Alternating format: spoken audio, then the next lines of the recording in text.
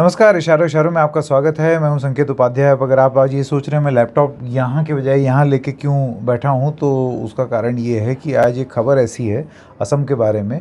और असम के संदर्भ में जब आप बात करते हैं तो क्योंकि आम तौर से उस पर चर्चा नहीं होती, जो कि बड़ी गलत बात है, होनी चाहिए।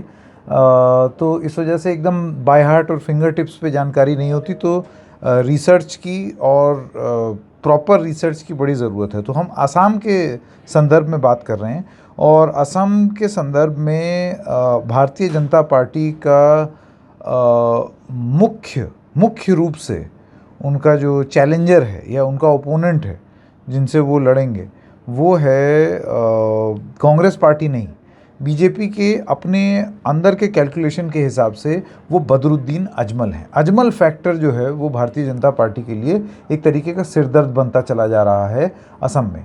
अब कल एनडीटीवी में हमने एक खबर दिखाई थी जिसमें हमने ये बताया था कि किस तरीके से बदरुद्दीन अजमल फैक्टर, जो कि लोअर असम में जिसका बड़ा ज़बरदस्त प्रभाव होगा, उससे निपटने के लिए, क्योंकि बीजेपी की इंटरनल कैलकुलेशन में उन्होंने ये पाया कि हो सकता है फ़र्क पड़े, और फ़र्क पड़ेगा तो फिर आप उसकी भरपाई कहाँ से करेंगे। तो बीजेपी ये मानती है कि वो भरपाई वो अपर और सेंट्रल असम में कर लेंगे, केंद्रीय असम में। अब अपर और ऊपरी असम और जो सेंट्रल असम है, केंद्र असम, उसमें करीब 126 में से करीब 45 सीटें हैं, जिसमें पिछली बार भारतीय जनता पार्टी और उनके अलायंस पार्टनर असम गण परिषद, जिसको असमिया में बोला जाएगा अहोम गण परिषद, इन दोनों ने मिला करके करीब 45 में से 35 ले आए थे। तो ये बड़ा डिसाइडर माना गया था कि यहाँ पर उन्होंने अच्छी पैठ जमाई। तो वो ये चाह रहे हैं कि आंकड़ा किस तरीके से 45 के और करीब आए, ताकि जो लॉस वहाँ होगा उसकी भरपाई इधर हो जाए। ये बीजेपी की कैलकुलेशन है, क्योंकि लोअर असम में उनको ऐसा लगता है कि अजमल फैक्टर बहुत बड़ा होने वाला है।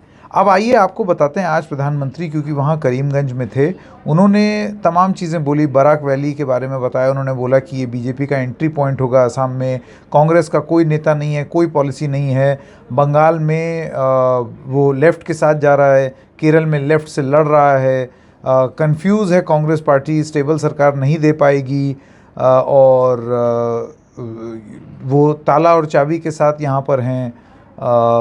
लोग जो हैं वो कांग्रेस के लोगों के साथ बहुत लड़े हैं, और वो कभी भी असम को आत्मनिर्भर नहीं बना पाएंगे, ये प्रधानमंत्री ने बोला। आप देखिए कि अपनी पूरी स्पीच में उन्होंने एक बार भी अजमल फैक्टर का जिक्र नहीं किया, और या उस तरीके से जिक्र नहीं किया जिस तरीके से उल्लेख भारतीय जनता पार्टी के बाकी सारे नेता कर रहे हैं। और बार बार बीजेपी ने उनको एनिमी नंबर 1 बताया है कि वो कांग्रेस से ज़्यादा ये अजमल फैक्टर उनकी एनिमी नंबर 1 है। ट्विटर जो हैंडल्स हैं बीजेपी के, और इसीलिए मैं बार बार इन सब जानकारियों के लिए अपना कंप्यूटर देख रहा हूँ, बहुत सारे बीजेपी के ट्विटर हैंडल्स हैं जिससे वीडियोस सामने आए बदरुद्दीन अजमल के, जिसमें वो तथाकथित रूप से ये कह रहे हैं कि आसाम को इस्लामिक स्टेट बना दिया जाए। बाद में उस पर अब जांच चल रही है, जिसमें ये भी बातें सामने आ रही हैं कि कहीं वो वीडियो डॉक्टरेट तो नहीं। अब इलेक्शन कमीशन ने आसाम की जो सीआईडी है उसको ये जांच सौंप दी है, जिसमें बदरुद्दीन अजमल और उनके जो अलायंस पार्टनर्स हैं, उनके जो सहयोगी हैं, वो ये कह रहे हैं कि बीजेपी एक गैर कानूनी सिंडिकेट चला रहा है, और ये सब उसी डर्टी वर्क्स डिपार्टमेंट का हिस्सा है। अब मैं आपको जल्दी से मैथ बता दूं, तो मैंने जो लोअर असम है उसकी मैथ्स तो आपको बता दी। बाराक वैली में जो 15 सीटें हैं, 2016 में बीजेपी ने 8 जीती, एआईयूडीएफ ने 5 जीती, कांग्रेस ने 2। 2016 में जो असम का चुनाव हुआ था उसमें, और उसके बाद उन्होंने सरकार बना ली 41% वोट शेयर के साथ। कांग्रेस को सिर्फ 31% वोट शेयर मिले थे, एआईयूडीएफ को सिर्फ 13% वोट शेयर मिले थे। तो जाहिर सी बात है कि जब भारतीय जनता पार्टी को 41% वोट शेयर मिला, और कांग्रेस और एआईयूडीएफ के 31 और 13 बट गए, उसका फ़ायदा भारतीय जनता पार्टी को हुआ। इस बार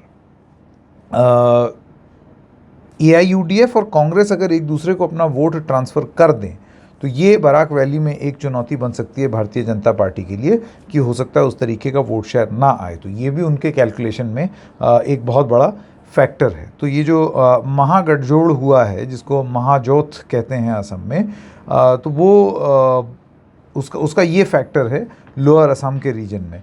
और बदरुद्दीन अजमल जो हैं वो क्या कहते हैं इस बारे में, आइए आपको वो बता दें।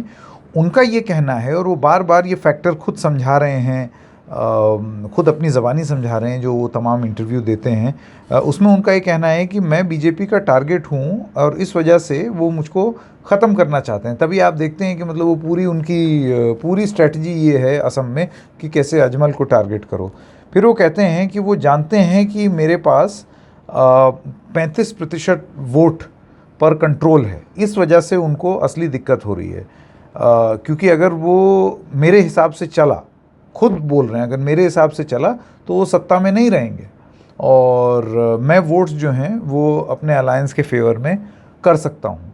तो क्या ये है जो बीजेपी की सबसे बड़ी चुनौती बन करके आ रही है? कांग्रेस अपने आप में नहीं, लेकिन ये जो अजमल फैक्टर है, क्या ये एक बहुत बड़ा फैक्टर बनने जा रहा है? देखिए, बीजेपी को, और जो हमने विश्लेषण किया, हमारे सहयोगी हैं रत्नदीप चौधरी, जिनके जानकारी के आधार पर हम ये एनालिसिस कर रहे हैं, उनका ये मानना है कि एक चीज़ जो फ़ायदा बीजेपी अपने आप को देख सकती है, ख़ास तौर से मुस्लिम वोटर्स के संदर्भ में, वो ये है कि जो 5% ऐसे मुसलमान बताए जाते हैं असम में, जो कि अपने आप को बहुत ज़्यादा अजमल से एसोसिएट करके नहीं देखते। वो अपने आप को मतलब अलग अपने हिसाब से फ़ैसला लेते हैं।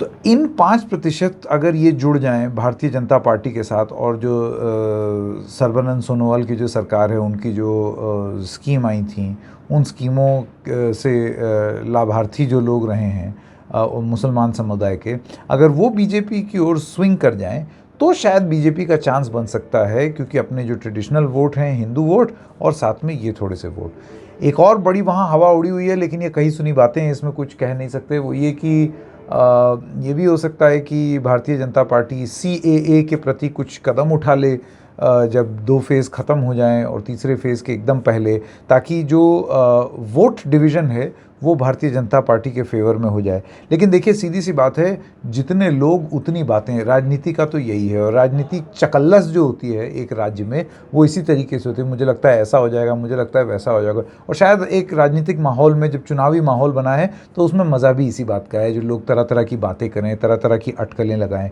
बहरहाल ये अभी सत्यता नहीं है, इस वजह से इसको अटकलों की तरह ही देखना चाहिए। तो ये थी एनालिसिस अजमल फैक्टर के बारे में। आपको क्या लगता है, क्या वो हाइप है, या सही में उसमें दम है, या सिर्फ हवा ही हवा है, जो कि जब चुनाव के नतीजे आएंगे तो साफ पता चल जाएगा, या वो बहुत बड़े प्लेयर बन करके उभरेंगे? तो आज इशारों में बस इतना ही। हम फिर मिलेंगे किसी और मुद्दे के साथ। तब तक के लिए नमस्कार।